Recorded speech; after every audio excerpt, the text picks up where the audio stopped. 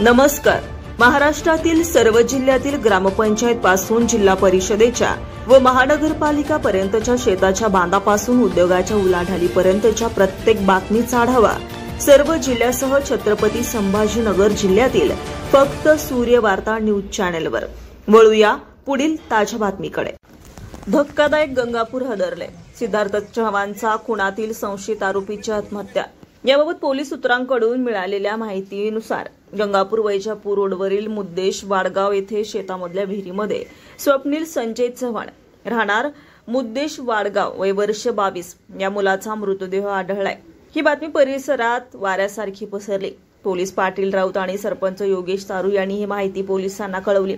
पोलिसांना ही माहिती कळताच ठाणे गुन्हे शाखेची टीम आणि गंगापूर पोलीस यांनी घटनास्थळी रुग्णवाहिका चालक शुभम वाघमारे, रितेश वाघमारे, अनिकेत मुळक आणि तसेच सामाजिक कार्यकर्ते वाल्मिक शिरसाट यांनी घटनास्थळी धाव घेऊन मृतदेह बाहेर काढून उपजिल्हा रुग्णालय गंगापूर येथे दाखल केला.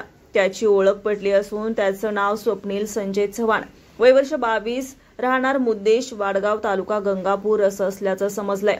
मुद्देश वाडगाव परिसरात 14 ऑगस्ट रोजी सिद्धार्थ विजय चव्हाण याचा खून करून त्याचा मृतदेह भारत दारुंटे यांच्या विहिरीत टाकण्यात आला होता.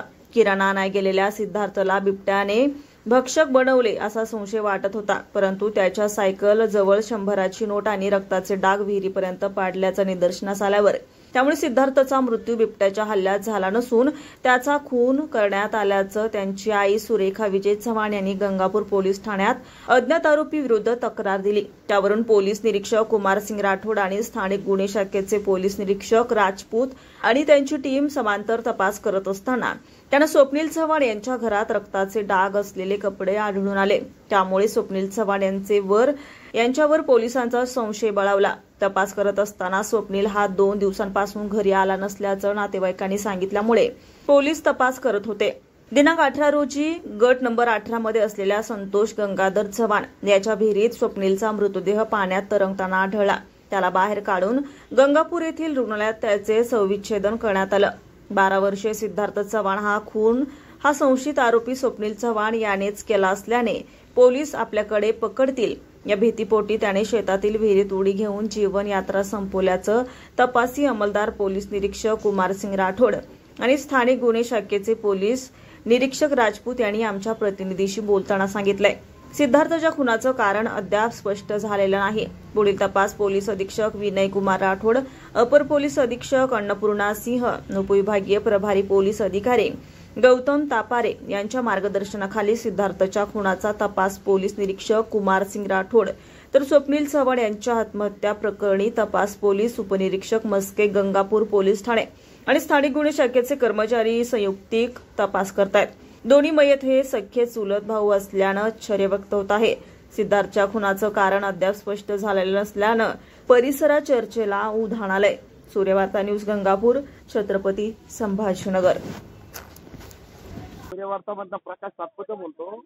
बोला ना.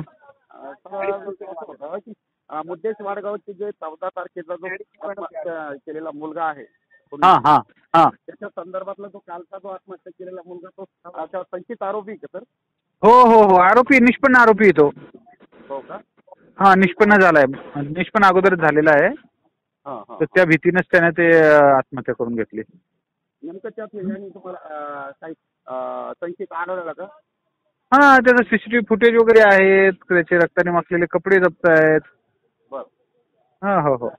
म्हणजे आणि त्या भीतीपोटी त्याने म्हणजे पकडण्याच्या भीतीपोटी आत्महत्या केली असेल असं काय म्हणजे तो पकडला जाईल. हा, त्याला आता पोलीस आता तपास चालू होता. पोलीस येत होते गावातल्या. स्वतः भाऊच आहे तो, चुलत भाऊ त्याचा. आणि सगळं ते आहे म्हणजे त्याला ते वाटलंच असेल की आपण केलंय म्हणजे आता पकडले जाऊ म्हणून. बरोबर. हा, तो तसा हिमजिकलच होता, थोडासा सायकी होता.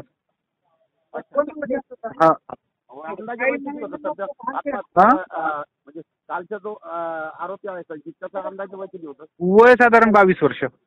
अच्छा. आणि जो ज्याचा खून झाला तो